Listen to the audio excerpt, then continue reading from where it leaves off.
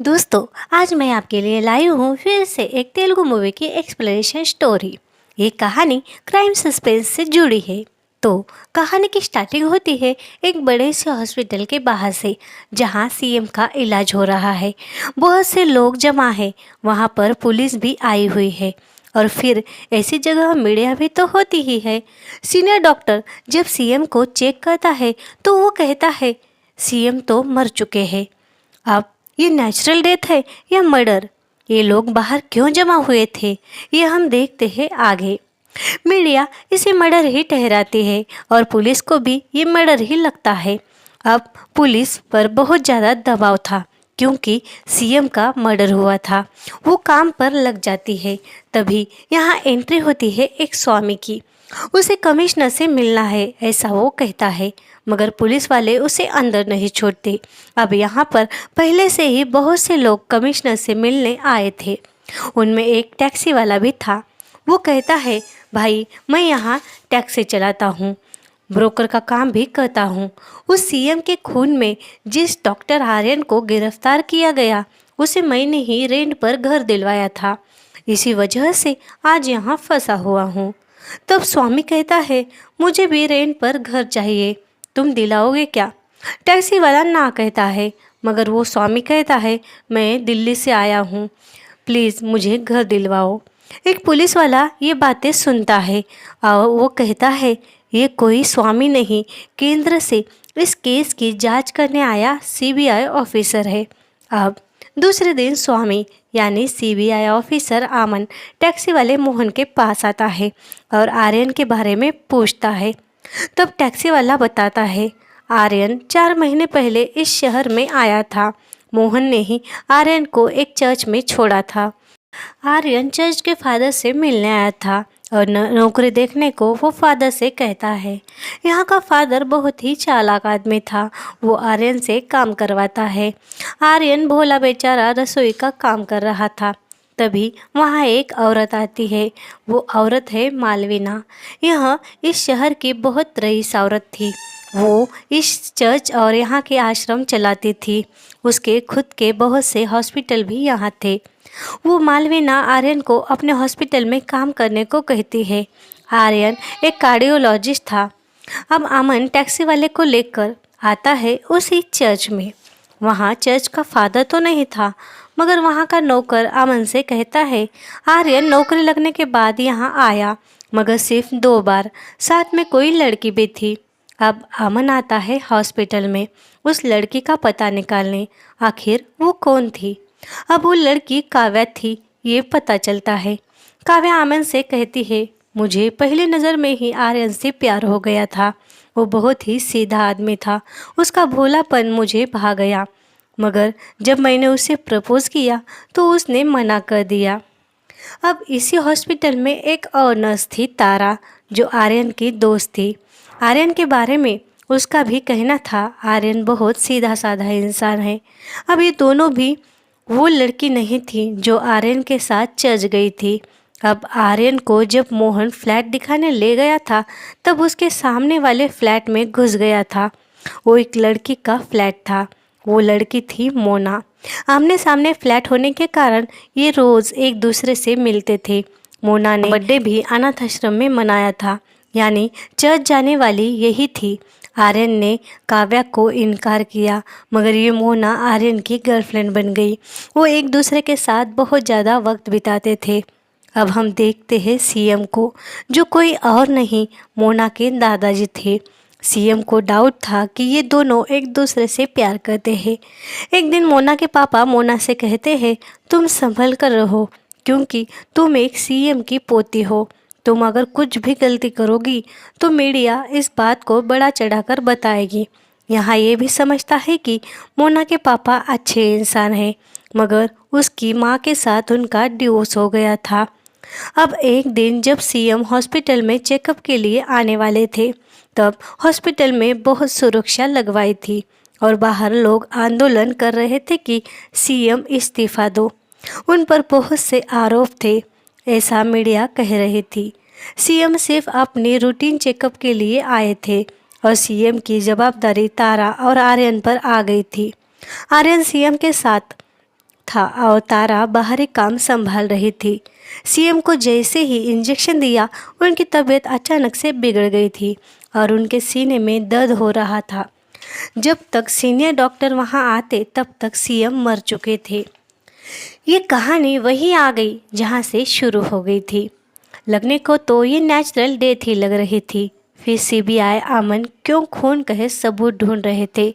Aryan doctor को क्यों उनके खून में गिरफ्तार किया गया था? क्या सच में डॉक्टर आर्यन ने कुछ किया था, या क्या हुआ था उस दिन? पुलिस को क्यों लग रहा था कि आर्यन ने सीएम को मारा? अब हम देखते हैं डॉक्टर आर्यन को, जिसे पुलिस ने कस्टडी में ले लिया था। उस पर बहुत जुल्म करने के बाद भी वो खुद को बेगुनाही कह रहा था। अब अमन आता है डॉक्टर आर्यन से मिलने। तब आर्यन कहता है, मैं मोना से प्यार करता हूँ, यही एक वजह होगी मुझे फंसाया गया होगा। डॉक्टर आर्यन कहता है, मेरा यहाँ से बचना बहुत मुश्किल है, क्योंकि मेरा बाहर कोई भी नहीं है जो मेरे लिए लड़ सके।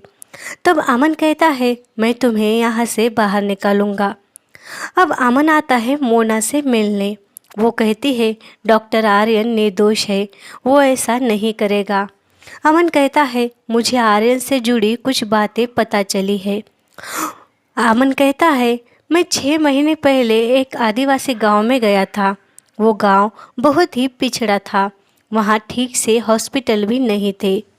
वहाँ एक लड़की थी सीता, जो उसी आदिवासी गांव में रहती थी। वो किसी समाज सुधारक औरत के साथ मिलकर काम करती थी। पेपर में लेख लिखती थी। अमन को वो लड़की सीता बताती है, इस आदिवासी गांव में लोग एक से बीमार हो रहे हैं। जो कोई बीमार होता है उसे कैंप वाले दवाई देते हैं।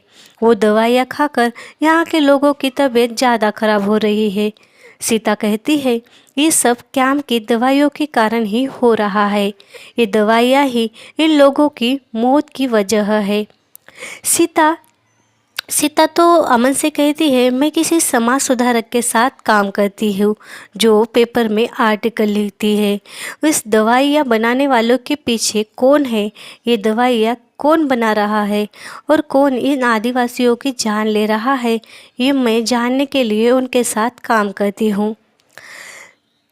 सच तो ये था कि सीता ही वो समाज सुधारक थी जो इन लोगों के लिए काम कर रही थी। न्यूज़पेपर में आर्टिकल खुद लिख रही थी, मगर सबसे छुपा कर, और ये दवाइयों के बारे में लोगों को सतर्क बना रही थी, मगर उस पर किसी को शक न हो, इसीलिए वो एक आदिवासी लड़की बन इसी आदिवासी गांव में रह रही थी। अमन को ये बात पता चल गई थी, मगर वो ये बात सीता से कहता नहीं। अमन भी उसकी मदद करने यहाँ रहता है। ये दवाइयों का स्पैम बहुत ही लोगों की जान ले रहा था। इन सब के पीछे कौन है, ये अमन को भी जानना था। कौन इन भोले भाले लोगों की जान ले रहा है, ये इन्हें जानना था। अमन सीता से कहता है, मुझे तुम्हारी असलियत पता चल गई है। सीता को एक दिन अमन कहता है, मैं जा रहा हूँ।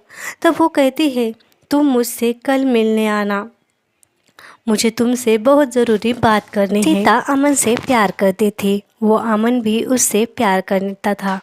अमन से वो सीता प्यार का इजहार करने वाली थी, मगर अमन उससे मिलने आता उसके पहले यहाँ सीएम और उसका बेटा आ गया था, यानी मोना के दादा और पिताजी। यानी ये दवाइयों का स्पैम कोई और नहीं, सीएम और उसका बेटा ही कर रहा था। ये दोनों इन मासूम आदिवासियों की ज़िंदगी से खेल रहे थे। सिर्फ पैसा कमाना इन दोनों का मोटिव था। सीता के माँ बाप भी समाज सुधारक थे, वो भी इन दोनों का काला सच दुनिया के सामने लाने वाले थे, मगर सीएम और उसके बेटे ने सीता के माँ बाप को जिंदा जला दिया था और अब इन्होंने सीता को भी मार दिया था। जब सीता के पास अमन आता है तो वो जिंदा थी। उसने इन दोनों का नाम लिया था, मगर उनके गुंडे ने अमन को भी घायल कर दिया था। अमन तो बच गया, मगर सीता नहीं बच पाई, वो मर गई। तब अमन ने ठान लिया था कि सीएम और उसके बेटे को सजा देगा, मगर उनका गंदा चेहरा दुनिया के सामने लाएगा तो कैसे? अब ये सब मोना को अमन बता रहा था। पहले तो वो अमन पर यकीन नहीं करती, मगर वो मोना से कहता है, तुम खुद अपने पिता पर नज़र रखो और उनकी असलियत देखो। ये सब मोना सुन अपने पिता पर नज़र रखती है और उनका घिनौना सच जल्द ही मोना के सामने आ जाता है। मोना को ये भी पता चलता है कि आखिर उसकी माँ को भी ये बात पता चल गई थी, इसीलिए उसने मोना के पापा को डिवोर्स दे दिया था।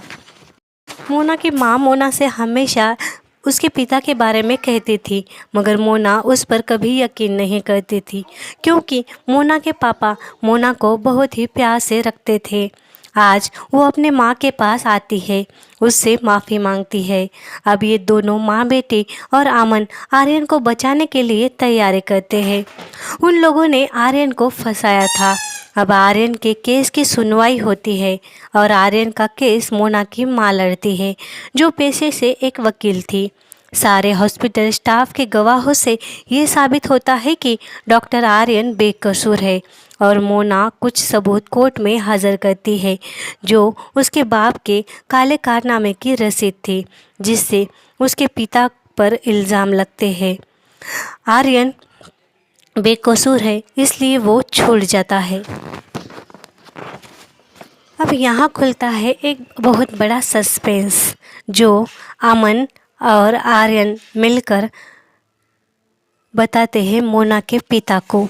वो कहते हैं कि अमन जो सीता से प्यार करता था, उसे तो इन लोगों ने मार दिया था, और आर्यन कोई और नहीं, सीता का भाई था, जो डॉक्टरी पढ़ रहा था, और सीता उन आदिवासियों की मदद करने उस गांव में रह रही थी।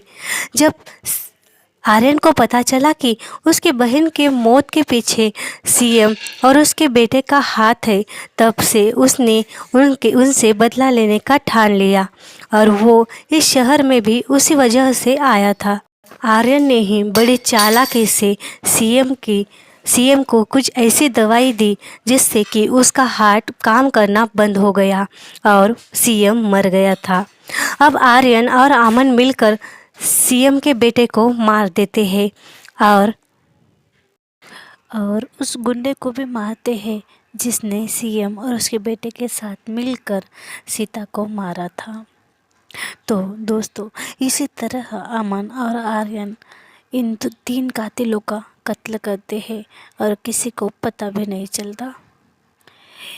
तो ऐसे सीएम और उसका बेटा आदिवासियों के ज़िंदगी से खेलते थे। वो दवाइयों का स्पैम करते थे। उस स्पैम दुनिया के सामने लाने के चक्कर में बेचारी सीता मारी गई थी, और सीता के माँ बाप भी इसी स्पैम को खोलने में ही मारे गए थे, जिसका बदला आर्यन और अमन ने लिया था और उन आदिवासियों को बचा लिया।